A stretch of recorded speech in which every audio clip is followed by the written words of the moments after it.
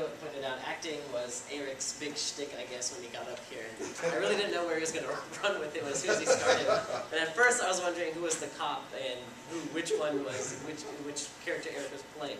And basically, Eric, you did a good job. I mean, that's pretty risky because generally when you have an acting role or you're doing role play, essentially, it's very difficult to do that impromptu without a plan or like a script. I think I had a big problem with that because I was really nervous, so I had a hard time kind of differentiating between the two initially. Yeah, exactly. And so you're focused on what's the audience is thinking, and you've had all meaning to think about it. But when you get up here and the nerves get you, even partially, like the nerves have gotten me a little bit getting up here. I'm speaking a little faster than I would if I was talking to John one-on-one.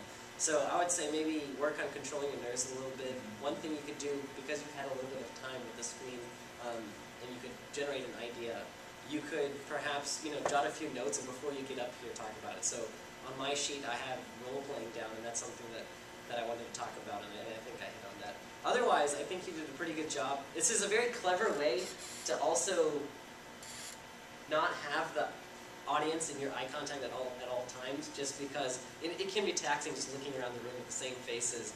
And some speakers or proponents actually say you don't have to look at a face per se. Like I'm looking at a column right now, but you guys didn't know I was looking at a column.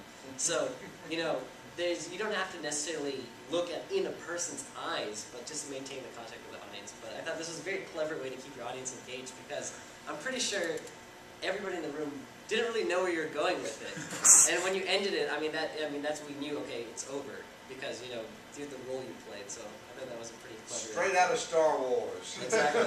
Exactly. All right.